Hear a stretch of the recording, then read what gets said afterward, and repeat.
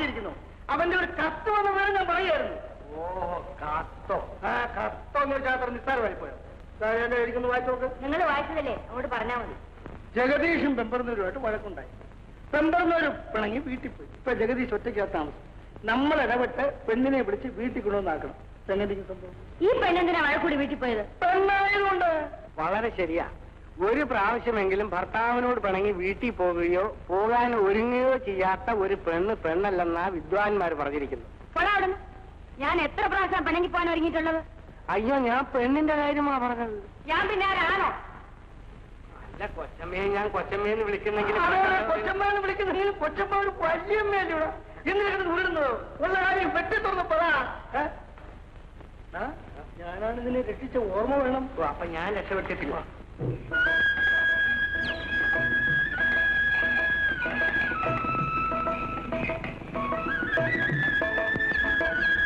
അതാണ് നമ്മുടെ സ്ഥലം. അമ്മ പറഞ്ഞ് ശരി തന്നെ.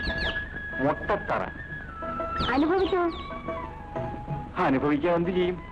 ഏതായാലും ഇവിടെ പ്രകൃതിയുമായി ഒന്ന് മല്ലിട്ട് നോക്കുക തന്നെ. അപ്പോ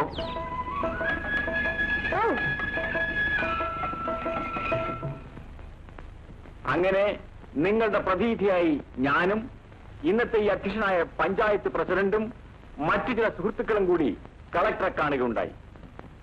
നമ്മൾ സമാധാനം ചെയ്യാൻ തയ്യാറാണെങ്കിൽ ആ നദിയിൽ നിന്നും ഒരു തോട് വെട്ടി നമ്മുടെ സ്ഥലങ്ങളിലേക്ക് വെള്ളം പായിക്കാനുള്ള ചിലവിന്റെ 2/3 ഭാഗം സർക്കാർ തരാമെന്ന് ഏറ്റിരിക്കുകയാണ്. അങ്ങനെ തലമുറയായി തരിശായി കിടക്കുന്ന ഈ ഭൂമിയെ ഫലഭൂയിഷ്ടമാക്കി മാറ്റാൻ കഴിയുമെന്നുള്ള പരമാർത്ഥം നിങ്ങൾ ഓരോരുത്തരും അറിഞ്ഞിരിക്കേണ്ടതാണ്. ഈ ഗ്രാമത്തിന്റെയും ഇവിടുത്തെ കർഷകന്റെയും അഭിവൃദ്ധിയെ ലക്ഷ്യമാക്കിക്കൊണ്ട് തന്നെയാണ് ഈ പദ്ധതി നിങ്ങളുടെ മുമ്പിൽ അവതരിപ്പിക്കുന്നത്. ഇനി ശ്രമദാനം ചെയ്യാൻ നിങ്ങൾ തയ്യാറാണോ? ഞങ്ങൾ തയ്യാറാണ്. ഇനി ഒന്നും നോക്കാനില്ല. തോട് വെട്ടിപ്പോകാനുള്ള വസ്തു ഉടമകളുടെ സമ്മതപത്രം കൂടി വാങ്ങി കളക്ടർക്ക് കൊടുത്താൽ കാര്യങ്ങൾ എത്രയും വേഗം ശരിയാക്കാം.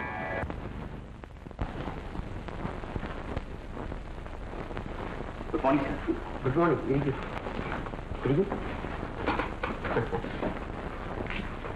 ഡെപ്യൂട്ടേഷൻ ആണല്ലേ? അതെ.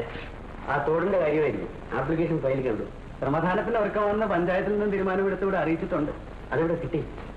ഇത് സ്ഥലോടമകളുടെ സമ്മതപത്രങ്ങളാ. ശരി. ഇത് ഞങ്ങളുടെ മാസ് പെറ്റീഷൻ. ഓഹോ.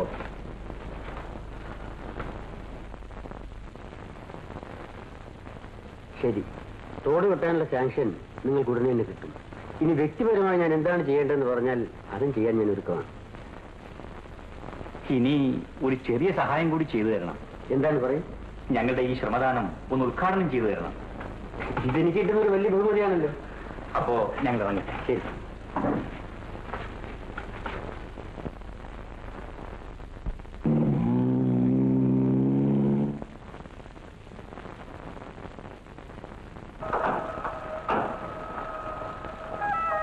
അച്ഛനെന്തിനാ അവളെ വിളിച്ചോണ്ടോന്നെ?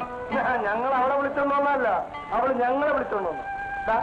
ഞാൻ ഇവിടെ നിങ്ങൾക്ക് വിവാഹം കഴിക്കുന്നതിന് നിന്റെ വീട്ടിൽ താമസിച്ചാണോ അവളെ വീട്ടിൽ താമസിച്ചാണ്?